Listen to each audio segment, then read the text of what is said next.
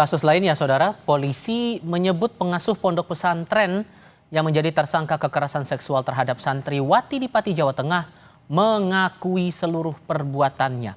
Polisi mengimbau jika ada korban lain untuk segera melapor. Menurut polisi, berdasarkan hasil pemeriksaan awal, AS sudah mengakui perbuatan kekerasan seksual terhadap santriwatinya. Keterangan terbaru ini berbeda dari yang sebelumnya saat AS menyebut selalu menyangkal semua tuduhan. Namun setelah ditangkap dan diperiksa, AS akhirnya mengaku. Polisi meminta warga yang pernah menjadi korban pencabulan atau kekerasan seksual AS untuk segera melapor. Cuman pada saat pemeriksaan saksi, tersangka A ini tidak mengaku. Tetapi setelah kita lakukan penangkapan, kemudian kita lakukan pemeriksaan, tersangka A mengakui semua perbuatannya. Jadi apa yang dilakukan kepada santriwati, tersangka A ini mengakui sesuai apa yang menjadi keterangan korban. Aliansi Santri Pati membuka posko pengaduan dan pendampingan bagi korban kekerasan seksual oleh pengasuh pondok pesantren di Desa Kajen Margoyo, Pati, Jawa Tengah. Selain memberi pendampingan psikologis, posko juga menyiapkan 20 pengacara untuk memberi bantuan hukum kepada korban. Hingga kini sudah ada 2 korban yang melapor, sementara 4 korban lain masih dalam tahap pendekatan agar berani mengungkap kekerasan seksual yang dialaminya selama berada di pondok pesantren.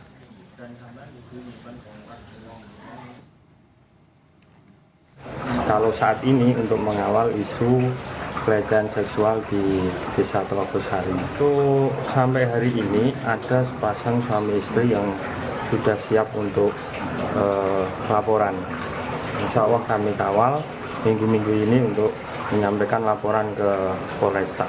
Untuk yang lain masih dalam tahap pendekatan. Diplomatiknya ke Rusia dan Tiongkok, Menteri Luar Negeri Iran Abbas Araghchi mendapatkan dukungan penuh dari Moskow dan Beijing. Sementara itu, Presiden Amerika Serikat Donald Trump dijadwalkan akan segera bertemu Xi Jinping untuk membahas konflik yang kian meluas.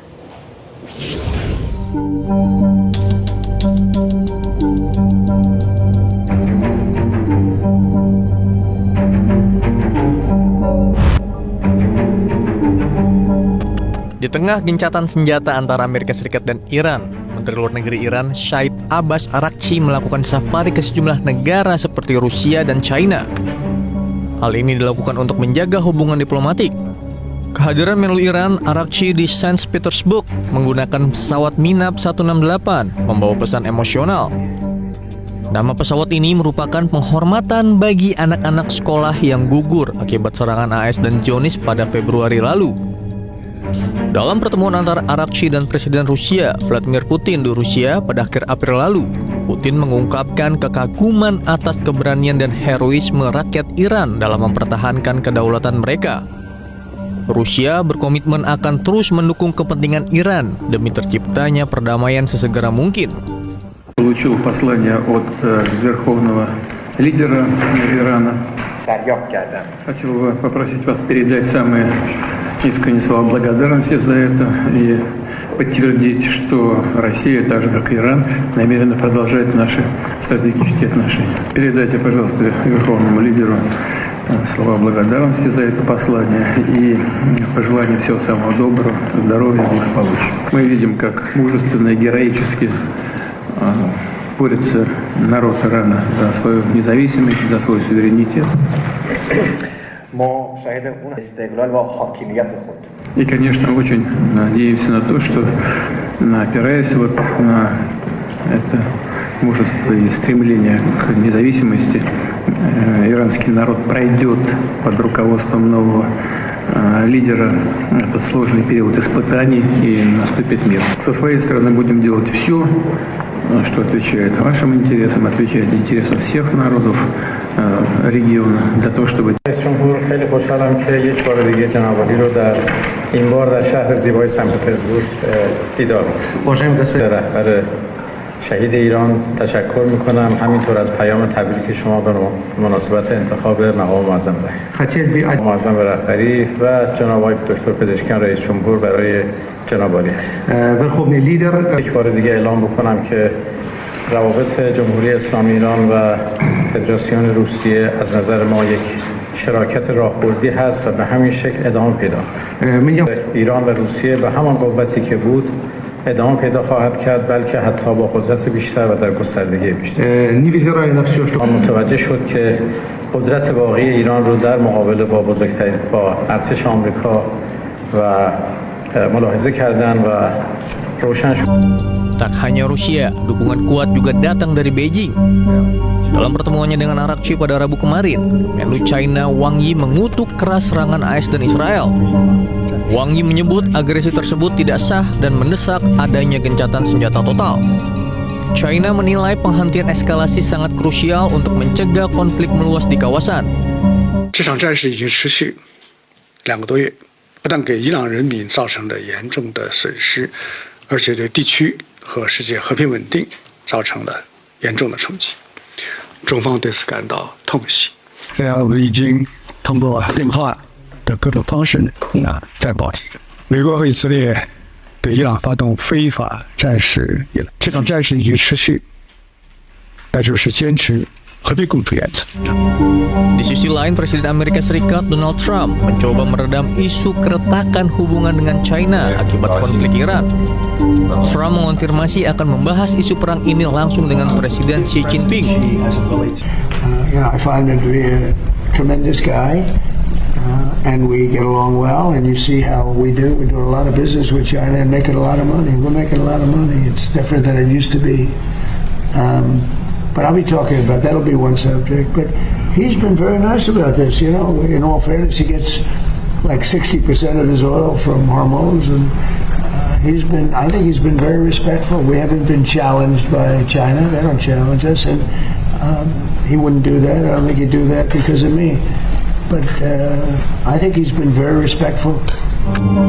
Pertemuan tingkat tinggi di Beijing pada pertengahan Mei mendatang akan menjadi sorotan dunia internasional, di mana posisi China sebagai mitra strategis dan terpercaya bagi Iran akan diuji di hadapan diplomasi Amerika Serikat.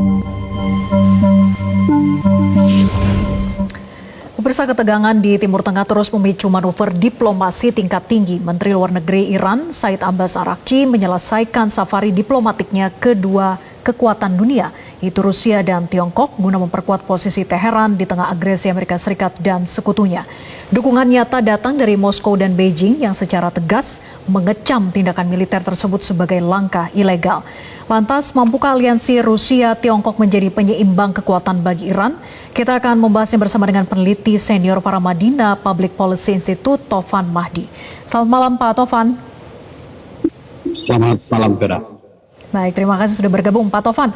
Rencana kunjungan Presiden Amerika Serikat Donald Trump ke Tiongkok pekan depan untuk bertemu dengan Presiden Xi Jinping. Ini setelah pada Rabu kemarin Menlu Arakci bertemu dengan Menlu Tiongkok. Nah, apa kemudian tujuan Tiongkok ini? Apakah murni urusan dagang dan bilateral masing-masing kedua negara, atau Tiongkok mulai mengambil peran dalam perang Amerika Serikat-Iran?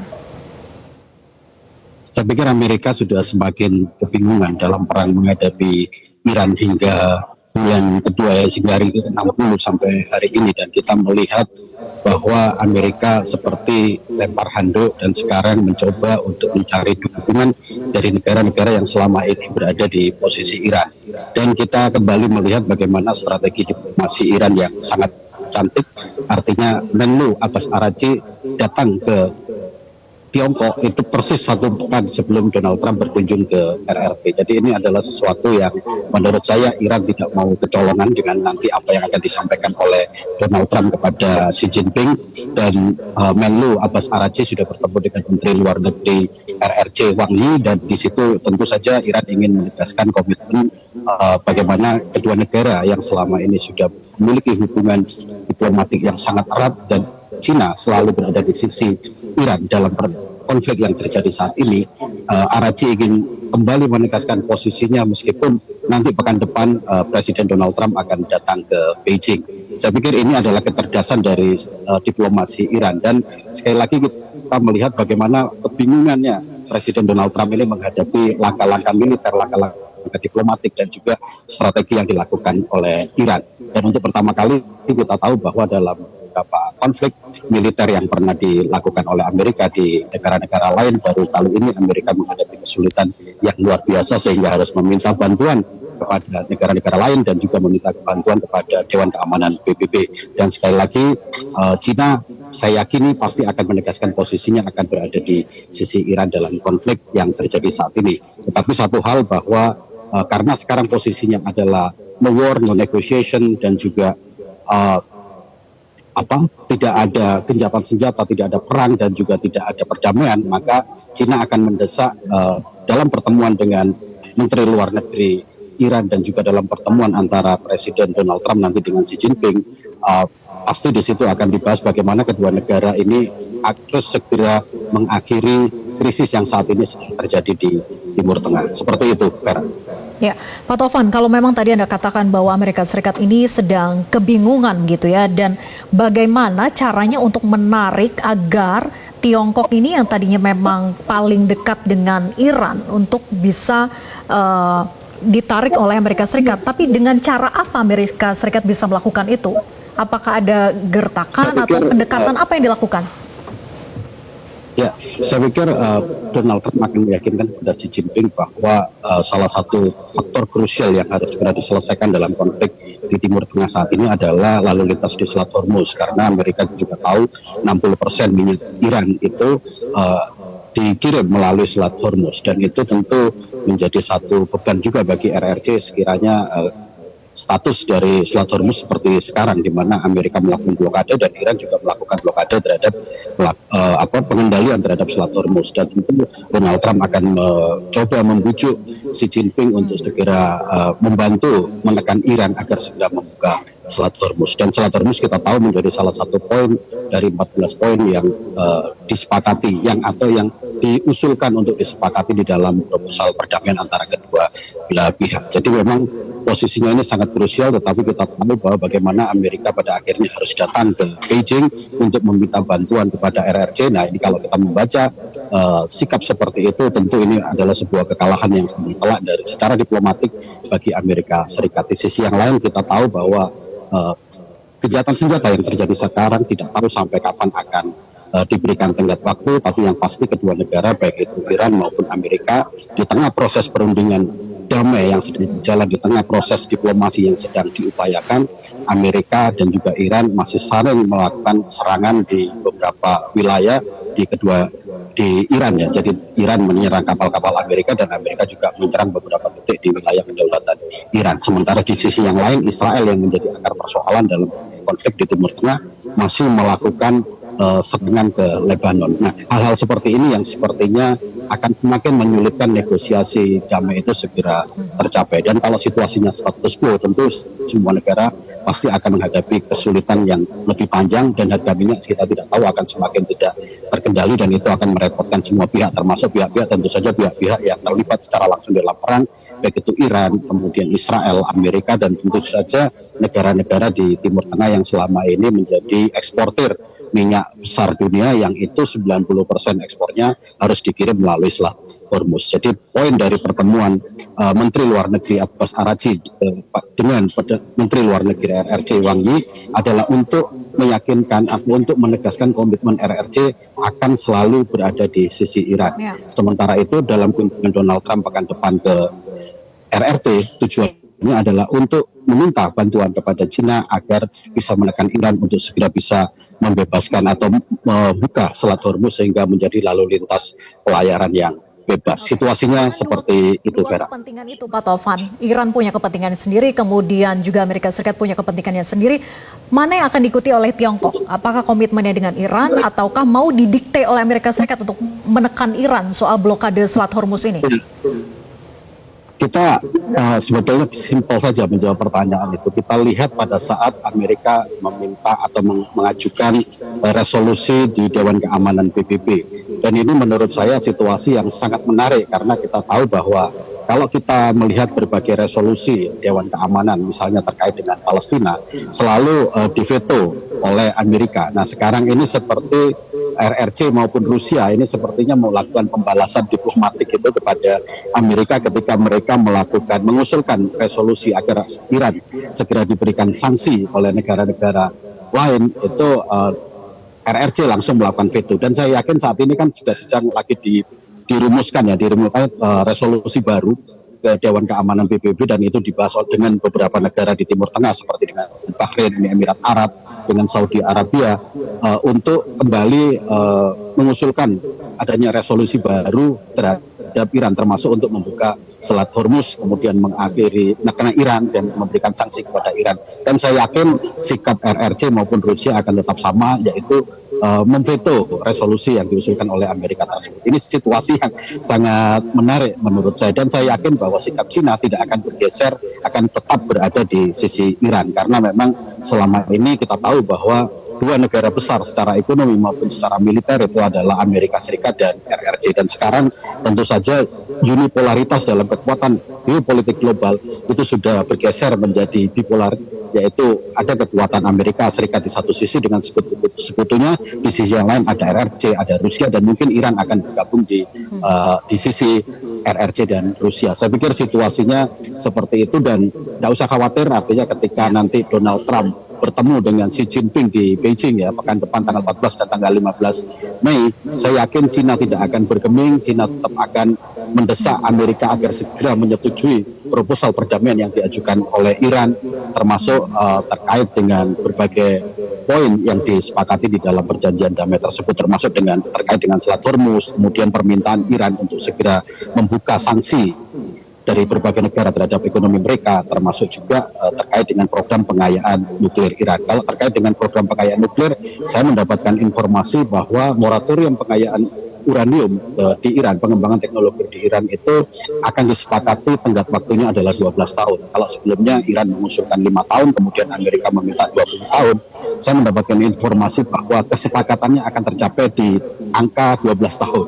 Jadi Iran akan setuju moratorium 12 tahun, dan Amerika sepertinya kalau 12 tahun menerima. Tetapi sekali lagi bahwa Iran akan tetap waspada terhadap Amerika, karena jangan sampai ketika 12 tahun moratorium program pengembangan teknologi nuklir atau pengayaan uranium untuk pengembangan teknologi nuklir, kemudian di saat itulah, dalam kurun moratorium itulah, kemudian Amerika melakukan maupun Israel melakukan tindakan-tindakan agresi terhadap Iran. Karena itu di dalam salah satu poin kesepakatan proposal perjanjian damai yang dimintakan untuk segera disepakati antara Iran dengan Amerika adalah jaminan bahwa Iran sebagai sebuah negara yang berdaulat itu tidak kemudian kembali bercerai seperti kemarin. Seperti itu, Vera. Ya, kalau begitu, Arakci yang mengapresiasi sikap tegas Tiongkok dalam mengecam Amerika Serikat dan Zionis, Arakci juga berharap bahwa Tiongkok itu mengambil peran untuk menyuarakan perdamaian. Jadi mungkinkah Tiongkok itu bisa mengambil peran sebagai mediator layaknya Pakistan, karena perundingan yang dimediatori oleh Pakistan ini kan belum berhasil mencapai titik kesepakatan? Jadi sebetulnya kalau kita lihat secara publik bahwa tidak ada informasi atau tidak ada pernyataan resmi baik dari pemerintah RRT maupun pemerintah Rusia bahwa mereka mendukung Iran, misalkan mengirim senjataan dan lain sebagainya. Itu tidak pernah disampaikan. Tetapi dari berbagai laporan yang masuk dan beredar secara luas itu jelas bahwa RRC itu memberikan bantuan yang sangat signifikan terhadap Iran, termasuk ketika kemarin terjadi perundingan damai di Islamabad. RRC ini mengirimkan teknologi untuk memantau jalannya perundingan tersebut, karena Iran tidak mau datang dalam perjanjian Islamabad yang kedua. Karena itu Iran dibantu oleh RRC dengan mengirimkan satelit yang bisa memantau real time jalannya perundingan tersebut. Satu bantuan. Kemudian Rusia kita tahu bahwa ada yang mengatakan bahwa Rusia dan Cina akan menarik dukungannya terhadap Iran. Itu sama sekali klaim yang tidak pernah ada buktinya sampai hari ini, karena justru laporan intelijen yang beredar di beberapa media, bahkan media barat juga membocorkan informasi itu bahwa selama ini Rusia cukup aktif membantu Iran untuk mengirimkan teknologi dalam pengembangan drone mereka, yang drone-nya ini sangat canggih, tidak bisa dijam. Termasuk Rusia memberikan pelatihan kepada militer Iran bagaimana untuk mengoperasikan drone tersebut. Jadi posisi dua negara itu, yaitu RRC dan Rusia sebagai anggota tetap Dewan Keamanan PBB, jelas akan berada di posisi Iran. Karena itu saya yakin resolusi apapun yang akan diajukan oleh Amerika Serikat di UNSC, di United Nations Security Council, di Dewan Keamanan PBB, itu pasti akan diveto oleh RRC dan oleh Rusia kalau itu kepentingannya adalah berpihak kepada kepentingan Amerika. Nah, di sinilah yang menarik. Tetapi saya tahu bahwa Cina sendiri sebagai sebagai mitra dagang utama dari Iran juga ingin perang ini segera selesai karena 60%, sekali lagi saya sampaikan 60% pasokan minyak RRC baik itu minyak mentah maupun gas alam itu melalui Selat Hormuz. Inilah yang kemudian menjadi salah satu hal terpenting yang akan disampaikan oleh Xi Jinping kepada Donald Trump, sehingga Donald Trump juga justru bukan Donald Trump yang menekan RRC, tetapi RRC yang akan menekan Amerika agar segera menyepakati poin-poin perdamaian yang diusulkan oleh Iran. Dan saya yakin bahwa dunia saat ini sedang dalam kesulitan yang luar biasa besar, bahkan kita di Indonesia juga sudah menghadapi kesulitan yang luar biasa besar akibat kenaikan harga BBM. Saya yakin berbagai di dunia, pemimpin negara di dunia akan mendesak agar segera dicapai perdamaian dalam konflik di Iran dengan Amerika dan Israel saat ini. Seperti itu, Vera. Pak Taufan, Tiongkok itu kan banyak sekali diuntungkan gitu dari dampak perang Amerika Serikat dan juga Iran ini, di mana Tiongkok itu mendapatkan minyak Iran dengan harga yang jauh lebih murah karena diskonnya besar dan pelemahan militer Amerika Serikat di Indo-Pasifik karena fokus saja kepada Iran. Nah, dengan mengambil sebagai posisi pendukung Iran, apakah Tiongkok sedang membangun hutang budi dan memperkuat posisinya sebagai mitra utama Iran di Timur Tengah? Saya yakin RRC juga tidak mau konflik secara langsung dengan Amerika, maupun Rusia juga akan mengambil sikap tidak mau berkonflik secara langsung dengan Amerika Serikat, karena tetapi munculnya RRC dan Rusia dalam konteks konflik antara Iran dengan Amerika saat ini itu memberikan satu gambaran baru, satu peta geopolitik baru, bahwa kekuatan Amerika yang selama ini unipolar sejak runtuhnya Uni Soviet ya tahun 1991, sekarang itu muncul satu kekuatan baru lagi, yaitu Rusia dan RRC. Saya pikir situasinya tidak kemudian secara absolut Cina berdiri di sisi Iran kemudian bermusuhan dengan Amerika, atau kemudian Rusia berada di sisi Iran kemudian bermusuhan dengan Amerika. Situasinya tidak akan seperti itu. Kedua negara-negara yang memiliki kekuatan ekonomi dan militer besar, dalam hal ini Amerika, terus kemudian Rusia dan Cina, ini akan membangun satu pola kekuatan yang itu akan menjadi check and balance. Jadi kedua kekuatan ini akan menjadi penyeimbang. Ketika satu pihak itu melakukan satu tindakan yang melampaui batas, melanggar hukum internasional, maka kekuatan yang lainnya akan menjadi pengingat. Seperti situasi yang sekarang, saya pikir Rusia dan Cina sepakat bahwa serangan yang dilakukan oleh Amerika dan Israel pada Iran pada akhir Februari 2026 itu adalah ilegal dan itu adalah melanggar hukum internasional. Itu yang menjadi dasar kenapa Rusia dan berada di sisi Iran. Nah, dengan situasi seperti itu dan kita melihat betapa sulitnya Amerika mengalahkan Iran, saya pikir Amerika juga akan berbeda strateginya di dalam melakukan kampanye militer atau melakukan strategi diplomasi di wilayah Timur Tengah.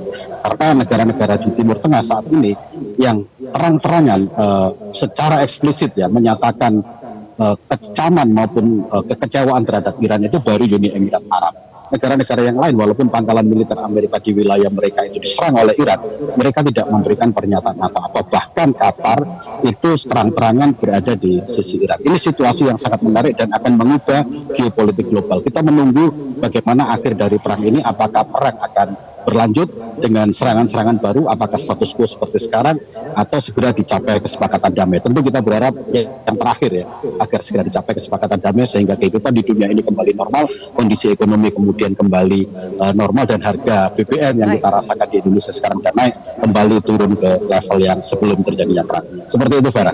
Tentu itu menjadi harapan kita bersama, dan tadi yang Anda katakan gitu ya, bahwa Tiongkok itu akan menekan Amerika Serikat untuk segera menyepakati poin-poin yang sudah diajukan oleh Iran dalam pertemuan nanti di Tiongkok. Semoga memang ada kesepakatan dan Tiongkok bisa berhasil menekan Amerika Serikat untuk segera menyetujui itu.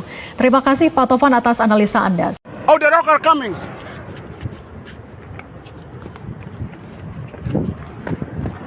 Oh, it's killed them.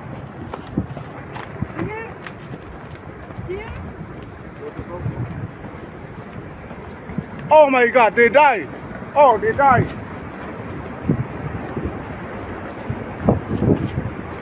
Kau udah aman belum nih? Belum aman. Kita nggak usah naik nih. Nggak usah. Turun kita. Masih tolong, coba. Ada dipanggil. Vicky. Sini Vicky. Angel ketinggalan di atas.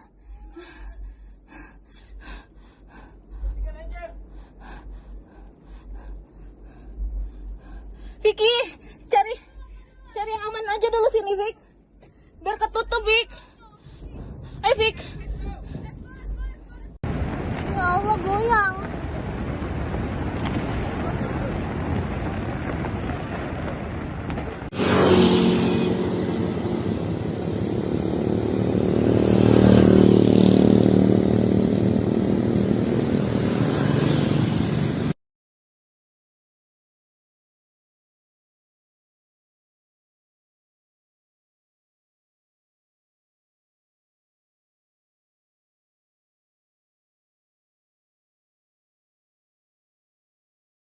Assalamualaikum warahmatullahi wabarakatuh. Telah terjadi erupsi abu vulkanik Gunung Dukono dan para masyarakat ramai-ramai melihat erupsi yang selama ini baru terjadi kayak seperti di video ini. Terima kasih.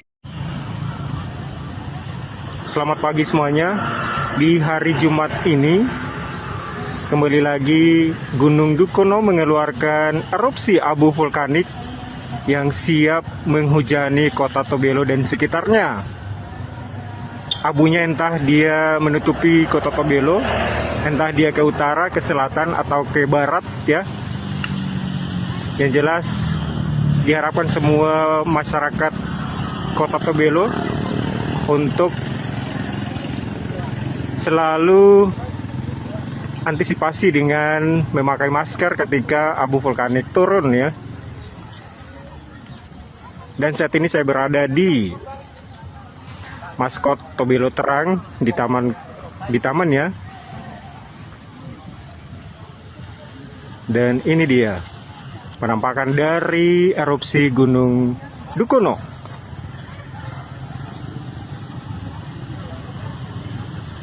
Tanggal 8 Mei 2026 telah terjadi letusan pada pukul 07.41 dengan ketinggian abu letusan mencapai 10 km dari bibir kawah. Aktivitas ini tertiup angin condong ke arah utara dan pada saat ini masih terjadi dentuman-dentuman dan suara gemuruh yang terjadi di saat ini pada aktivitas Gunung Dukono. Demikian. Oh, the rock are coming.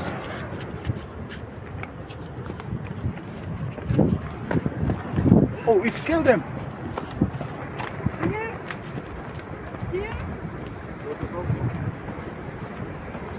Oh my God, they die. Oh, they die.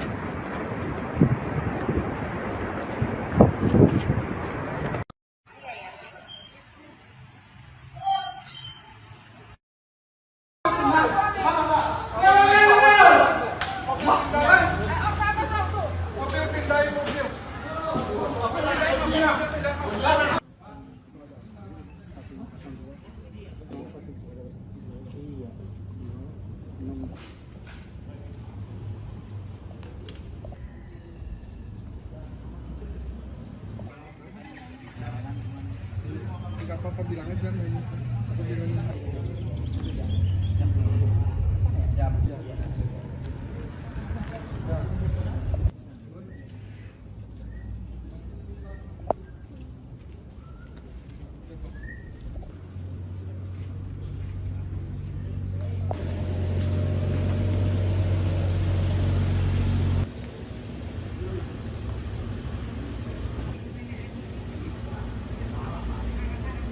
Untuk apa?